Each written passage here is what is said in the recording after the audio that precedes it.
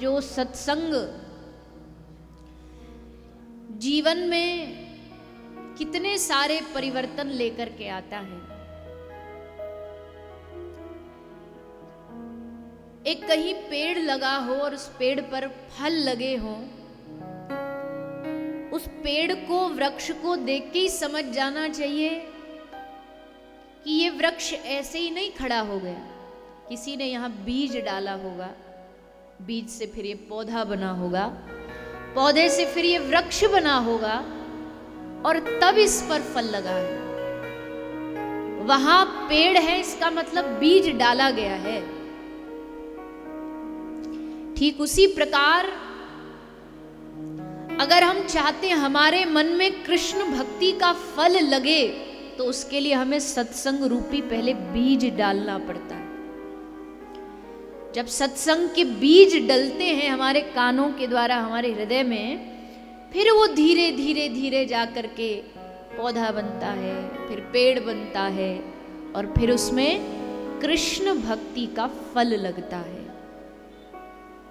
जो इतना मीठा होता है, इतना रसीला होता है कि एक बार जो उस रस को पी ले फिर उसको दुनिया के सब रस फीके लगने लगते। तो सत्संग वो बीज है, बीज का काम करता है। और याद रखना, भगवान तक जाने के लिए यात्रा सत्संग से ही शुरू होती है। भगवान तक अगर हमें पहुंचना है तो यात्रा यहीं से शुरू होगी, कोई शॉर्टकट नहीं है यहां पर। आजकल क्या है ना, शॉर्टकट का जमाना है, हर चीज आदमी को ऐसे चाहिए, चमत्कारों में चाहिए, तुरंत चाहिए। पर भैया बीज लगाओगे तो क्या आज बीज लगाए और आज ही उस पर फल लग जाएगा? बोलिए ना, हाँ या नहीं? नहीं लगेगा। धैर्य के साथ प्रतीक्षा करनी पड़ेगी, उसमें पानी डालना पड़ेगा, उसमें खाद डालना पड़ेगा, उसको सींचना पड़ेगा, तब फल लगता है। आज ही बीज बो और फिर कहो आज ही चाहिए हमको तो फल, ऐसे नहीं प्राप्त होता।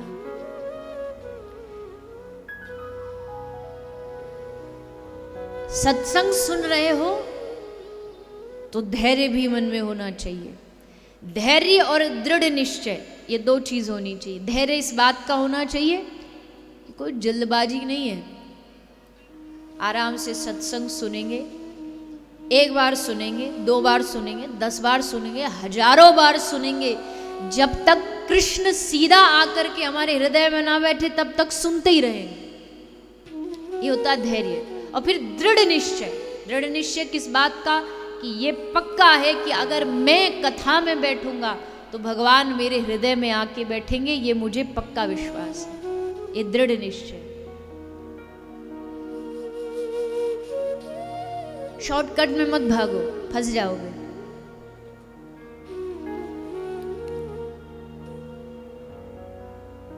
सत्संग के रास्ते से भगवान तक पहुंचा जा सकता है। भगवान से मिलने का एक ही तरीका है। ब्रज की हमारी माताएं गाती हैं, सांवरे से मिलने का सत्संग ही बहाना है। ये बात एकदम सच्ची है कि उनसे मिलन होगा सत्संग के द्वारा, दूसरा कोई रास्ता नहीं। सत्संग ही वहां तक पहुंचाए। और मुझे तो बड़ा आश्चर्य होता कि सत्संग में लोगों की जिनकी रुचि नहीं है, क्यों नहीं है? कितना आनंदमय रास्ता है। देखो, कुछ करना नहीं, आप आराम से बैठे ही तो हो, बोलने वाला बोलेगा, कोई परिश्रम हमें करना नहीं, बस बैठो आराम से और डूब जाओ इस कथा में, सुनो कानों से, पियो इस रस को। कितना आनंद आता है। कभी कभी आप लोग के भाग्य से थोड़ा जलन भी होती है कि कितने भाग्यशाली हो। हमेशा मतलब भाग्य हमारा भी कम नहीं है, उनकी कथा गाना कोई कम कृपा नहीं है। गोपी कहती है भूरिदा जना उनकी कथा गाने वाले सबसे बड़े दानी है, तो चलो इस लिस्ट में किसी बहाने से ही नाम तो आ ही जाएगा, चाहे टूटी फूटी उल्टी सीधी जैसी बोल रहे हैं, बोल तो रहे हैं, पर सुनने वाले तो कितने परम भाग्यशाली हैं। हम तो भाग्यशाली हैं, पर आप परम भाग्यशाली हो कि वह बैठे हो, अब कुछ सोचना भी नहीं, क्या बोलना क्या नहीं, वो बैठ के आनंद में बस सुनते जाओ, डूबते जाओ। कितना रस है भगवान की कथा में, तो उस रस का अनुभव करो।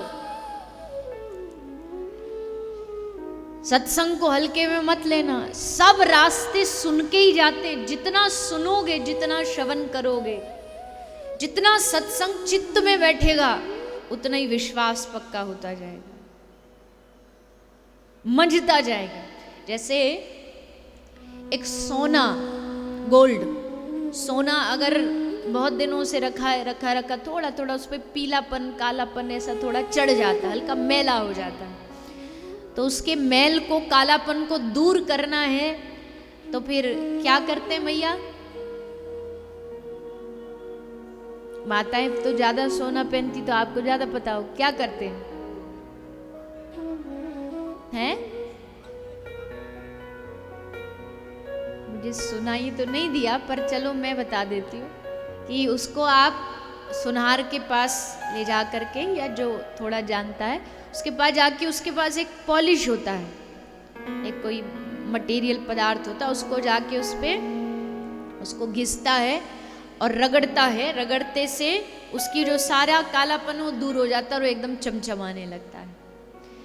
तो वैसे ही हमारा जो मन है, भगवान ने जब हमको दिया था तो एकदम चमचमाता हुआ दिया, नया शुद्ध चमक रहा था मन, पर धीरे धीरे संसार में आके उस पे कालापन चढ़ गया, मोह का, ममता का, आदि आदि अवगुणों का।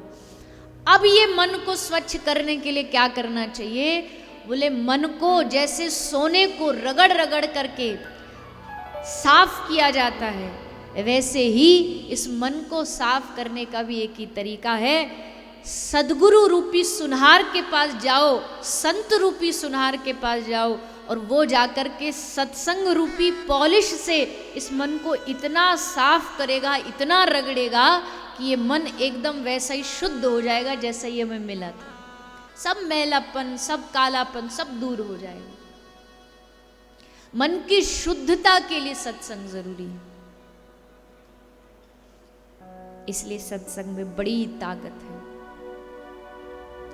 एक बार भगवान वशिष्ठ मुनि और श्री विश्वामित्र मुनि, इनमें थोड़ी थोड़ी आपस में अनबन कभी कभी आनंद वाली हो जाती थी। तो श्री विश्वामित्र जी ने बड़ा तप किया था, घोर तप किया था, तो इनको अपने तप का थोड़ा सा अभिमान था, गर्व था कि हमने बड़ा तप किया है। तो एक बार दोनों में आपस में चर्चा हो रही थी, एक कह रहा है तप बड़ा है, विश्वामित्र जी कह रहे हैं तप बड़ा है, वशिष्ठ जी कह रहे हैं नहीं सत्संग बड़ा है, हम सत्संग सुनते, हम सत्संग प्रेमी इसलिए सत्संग बड़ा है। बोले ठीक है, निर्णय करो, परीक्षा लो। तो निर्णय करवाने भगवान शेषनाग जी के पास पहुंचे। भगवान शेषनाग से निवेदन किया, प्रभु आप थोड़ा सा निर्णय कर दीजिए। भगवान शेषनाग ने कहा ठीक है, समाधान है हमारे पास। समाधान क्या है? ले हमारे सर पर इतना ज्यादा भार हो गया है ना, ये पृथ्वी हम पर टिकी है, अब हम पर ये बोझ झेला नहीं जा रहा, तो एक काम करो, थोड़ी देर के लिए आप अपने अपने बल से इसको संभाल लो, हम थोड़ा सा अंगड़ाई ले लें, थोड़े फ्री हो जाएं, तो फिर हम निर्णय करेंगे। बोझ कम होगा तभी तो सही निर्णय कोई दिमाग बुद्धि कर पाएगी।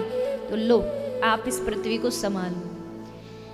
विश्वामित्र जी से कहा आप संभालो, तो विश्वामित्र जी ने कहा कि हम अपने 50,000 साल का तप लगा रहे हैं, 50,000 साल का तप लगा रहे हैं, बल लगा रहे हैं, और पृथ्वी को हम टिका लेंगे। और जैसे शेषनाग भगवान ने वो पृथ्वी दी भगवान विश्वामित्र जी को, जैसे उन्होंने पकड़ा धरती हिलने लगी, टिक नहीं पाई, 50,000 साल का तप टिक नहीं पाया। तो फिर भगवान शेषनाग ने वशिष्ठ जी को कहा, अब आप कुछ अपना बल लगाइए अपने साधन का।